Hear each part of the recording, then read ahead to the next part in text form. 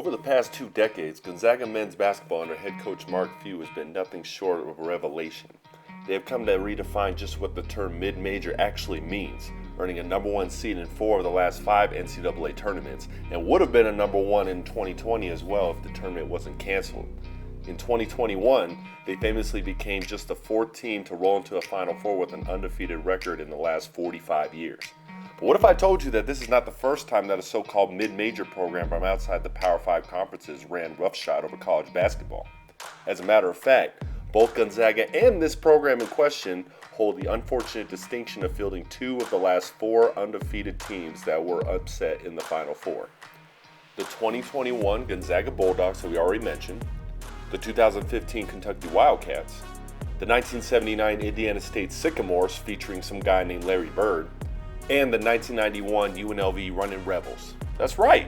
Las Vegas was not always known solely for overcrowded AAU tournaments and poor decisions. It also at one time housed the original West Coast mid-major powerhouse, masterminded by one of the most underappreciated and underrated coaches of all time at any level, Jerry Tarkanian, also known as Tark the Shark. Tarkanian's teams were known for their high-pressure defense, fast-breaking offense, and highlight reel showmanship. They also were portrayed as being unintelligent, classless, quote-unquote thugs, a reputation that they didn't always go out of their way to disprove. Much of this was cultivated and even encouraged by Tarkanian, being one of the first white coaches to openly embrace players that other coaches wouldn't touch with a 10-foot pole. This endeared him and his teams to the African American community, making UNLV as hot a commodity as John Thompson's Georgetown program was on the East Coast. Before trekking out to the desert, Coach Tarkanian cut his teeth coaching basketball in California, first at several high schools before moving to the JUCO level and winning 4 straight California Junior College championships, 3 at Riverside and 1 in Pasadena, earning him an offer to jump to the D1 ranks at Long Beach State. This experience would strongly influence Tarkanian, who, along with Nolan Richardson later, essentially pioneered recruiting JUCO transfers to power his teams, a practice that is fairly commonplace in today's game, but was a rarity back then in the late 60s and early 70s. As would become a trend throughout his career, at each of these stops, Tarkanian was an immediate success, and Long Beach State became arguably the second best basketball program on the West Coast, behind only John Wooden's UCLA dynasty, which was in the middle of its absolutely ridiculous streak of 7 consecutive national championships. Tark's run-ins with the NCAA also began at Long Beach State, the beginning of a battle he would wage for decades. On the court, the 49ers, though talented, were quite different from the running Rebel teams that would later make the Sharks famous. They played almost exclusively half-court 1-2-2 zone on defense and played ball control offense, a stark contrast to the fast-breaking, high-flying style UNLV would popularize less than a decade later. Tark's reasoning was that he didn't feel he had the talent at Long Beach to win by running the ball. In 1971, the 49ers were actually beating UCLA by 12 at halftime in the Elite Eight of the NCAA tournament, but wound up losing by a single bucket as Wooden went on to win his 5th consecutive national title. A couple of years and another UCLA tournament loss later, Tarkanian was persuaded to relocate to Sin City, while Long Beach State was taken over by a guy named Lute Olson. Jerry Tarkanian's next challenge was attempting to revive a program referred to as Tumbleweed Tech, in a time before the glitz and glamour that we now associate with Las Vegas even existed.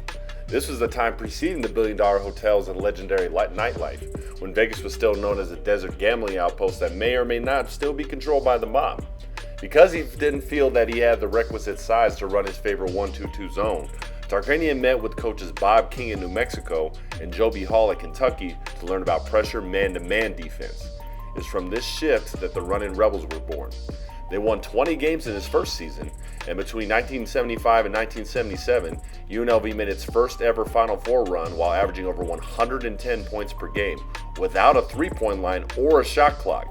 However, it was in 1982 when UNLV joined what was then known as the Pacific Coast Athletic Association, or PCAA, later known as the Big West, that the Rebels really took off, winning the conference regular season title every year with Tarkanian on the sidelines, and winning the conference tournament title all but 2 seasons. They regularly forced over 20 turnovers a game, utilizing a mix of full and half-court man-to-man pressure, along with Tarkanian's now famous amoeba defense, a trapping 1-1-3 matchup zone that his assistant Tim Gergerich brought with him from the University of Pittsburgh, a zone that gained notoriety after it later confounded Duke in the 1990 National Championship game, which we will talk about later. The Rebels were also one of the first programs to fully embrace the three-point shot, which came into effect during the 1986-87 season, which UNLV finished number 1 in the country and made it all the way to the Final Four after winning an NCAA record 37 games before falling to Bob Knight's Indiana Hoosiers on his last title run. Much like Gonzaga of present day, UNLV in the late 1980s had gotten to the point where they were considered one of the elite basketball programs in the entire country. Elite, but not yet national champs. In 1989, the Rebels made a surprise run to the Elite Eight with a young team, and then they added the greatest player in program history, Larry Johnson. A former McDonald's All-American out of Dallas, Johnson had signed with hometown SMU out of high school, but couldn't qualify academically, and wound up becoming National Player of the Year at Odessa Junior College, setting scoring and rebounding records that still stand over 30 years later. At 6'7", 250 pounds, Larry Johnson was a new kind of power forward in the college game, one that was as skilled as he was physically dominant. He joined a Rebel team that was returning every major contributor from the year before, which propelled them to the program's first ever preseason number 1 ranking. I really think most people don't understand just how dominant Larry Johnson was on the college level and the pro level before he hurt his back. But don't take my word for it. Listen to my man Skip Bayless. Larry Johnson on the college level was as dominant a player as I have ever seen. I'm not sure there's ever been anyone more man among boys than he was. 10 different players were suspended over the course of the 1989-90 season for such major infractions as long-distance phone calls and snacks taken from hotel rooms. Sometimes the players weren't notified that they were being suspended until they were on the plane to a road game or on the court warming up for tip-off. But with 3 future lottery picks in the starting lineup, it rarely mattered. UNLV rolled to a number 1 overall seed and made their first ever national championship game appearance after defeating the Lethal Weapon 3 Georgia Tech Yellow Jackets, so named because they featured 3 players that each averaged over 20 points per game. In the national title game, to get Tark his ring, the running Rebels had to face their antithesis, the Duke Blue Devils, who at that point were still seen as an up-and-coming program under their young head coach whose name no one could pronounce, let alone spell. Duke was seen as a lovable underdog, if you could believe that. By 1990, Coach K's 10th season at Duke, the Blue Devils had gone from almost getting him fired in his first 3 years to having made it to 4 of the last 5 Final Fours, a streak that would eventually reach an incredible 5 consecutive from 1988 to 1992. The media chose the easy way to portray the two teams. Duke was a classic, highly intelligent, well-coached basketball team, while UNLV was said to be essentially a semi-pro team merely pretending to put the word student in student-athlete. In a narrative that would sadly become all too common over the ensuing years, it was said by many that the more intelligent team would win, with the more intelligent team being the Blue Devils. And then, the game happened. Using an 18-0 run early in the second half, the Rebels blitzed Duke, who, with only 1 day to prepare, had particular trouble with UNLV's trapping amoeba zone. Freshman point guard Bobby Hurley had 5 turnovers and only 2 points as UNLV sprinted to a 30-piece win and a 103-point total, both records that still stand today over 30 years later. Amazingly, the Rebels were so dominant that Larry Johnson wasn't even the leading scorer of the team or the Final Four's most outstanding player. That particular honor belonged to Anderson Hunt, who absolutely torched Duke with 29 points. At long last, Tark the Shark had his long overdue NCAA title, or NC2A as used to call them, and UNLV is still the most recent so-called mid-major program to ascend the mountain that is March Madness. After the greatest season in program history, the NCAA tried once again to put the program on probation, but in a move that is astounding to think about today, they allowed UNLV the opportunity to defend their crown in 1991 with the understanding that they would then be banned from postseason play in 1992. Forget that blue blood programs have been paying players and families for decades. Kentucky, Carolina, Kansas. Excuse me. Pardon me. The NCAA, unsurprisingly, decided that they would make an example out of him and his Rebels. In response, all of the starters except graduated center David Butler returned for the 1990-91 season to fill the team that I still to this day feel is the best single-season team in NCAA history and certainly one of the most dominant. The 91 Rebels averaged over 100 points per game, held teams to 71 points per game, had the National Player of the Year in Larry Johnson, the 3-time National Defensive Player of the Year in Stacey Augmon, won 45 straight games dating back to the previous year, and only had 2 games all season not won by double digits. A road win at number 2 Arkansas, and a tournament game against a Georgetown team that featured both Dikembe Mutombo and Alonzo Mourning. Oh yeah, and that Arkansas team? I'm going to have a talk in the future specifically about that team because in my opinion, that was Nolan Richardson's best squad, better than both the 94 National Championship team and the 95 National Runner-Up team. That team had 3 future first-round picks in the starting lineup as well and was ranked number 2 all season long.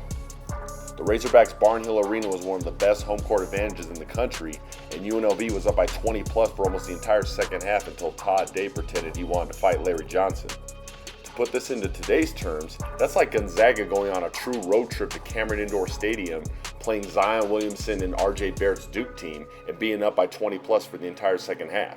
And the comparison checks out, because both that Duke team and this Arkansas team were upset in the Elite Eight. Put simply, this version of the Running Rebels was as efficient and overpowering a machine as a college basketball team could be, and that, sadly, may have ultimately contributed to their undoing. They rolled into their second straight Final Four at 34-0, looking to become the first repeat national champion since UCLA's run ended in 1973. Waiting for them in Indianapolis was a familiar foe, the Duke Blue Devils, making their 4th consecutive Final Four appearance. The bottom line is, Coach K is a Hall of Famer for a reason. Grant Hill is a Hall of Famer for a reason as well, even though he was just a true freshman on that team. Give Coach K a week to prepare for anyone and his guys will be ready, but this was the perfect setup. How could Duke not be ready to face UNLV after the humiliation from a year earlier? This was not the same Duke team. Their big guns were a year older, and adding perhaps the most talented and versatile player in Blue Devil history doesn't hurt either. On the flip side, how could UNLV players not feel a bit overconfident? They hadn't lost a game in more than 13 months, and the last time they played this team, they'd emptied the bench and set records. Just listen to how people talked about them. Well, you're going to have to pray, and then you're also going to have to play a perfect game. If you sneak into the locker room before the game and you deflate all their sneakers, cut them in half, all right, hide their uniforms, tie their laces together, and then lock the door to make sure that even with those problems, they don't get out, because even with those problems, they could probably still get out and win. They don't show up. You mean if they don't show up the way they're capable of playing? Right. Yeah. Probably there's no way this year to beat them. Oddsmakers installed the Rebels as a 9.5-point favorite, a positively astronomical figure for a Final Four game, let alone a matchup between a number 1 and number 2 seed. Tarkanian was terrified going into the game, as he felt that his team believed that they would simply run Duke out of the gym as they had the previous year, and were neither focused nor taking the Blue Devils seriously. Naturally, once the game started, he was quickly proven to be prophetic in his fears. Krzyzewski's strategy was to double-team Larry Johnson and leave athletic but offensively limited center George Ackles open for mid-range jumpers, while correctly predicting that Ackles would have a very difficult time defending Duke legend Christian Laettner, who had 20 points by halftime. Larry Johnson was held to 13 points, which was 9 under his average, and the freshman sensation Grant Hill held the Rebels' other first-team All-American Stacey Augmon to just 6 points. Even so, the Rebels were up most of the game and had grabbed a 5-point lead late in the second half when point guard and future lottery pick Greg Anthony, also known as father of Cole Anthony, fouled out for the first and only time in his college career on a very iffy charging call that probably should have been an and one, which might have sealed the game. Without their senior floor general, UNLV's offense sputtered, even getting a 45-second shot clock violation, while Duke made big play after big play down the stretch, taking a 2-point lead with 12.7 seconds left on 2 clutch free throws by Christian Laettner. Then, with the undefeated season and their dreams of a second straight national championship on the line, UNLV put the ball in the hands of the National Player of the Year.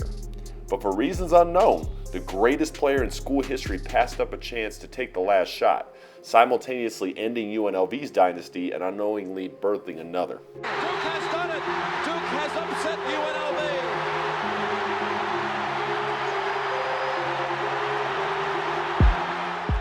Tark the Shark would spend one more season in Vegas, finishing with a 26-2 record and winning the Big West one last time before resigning, having won an astounding 86% of his games between his stints at Long Beach State and UNLV.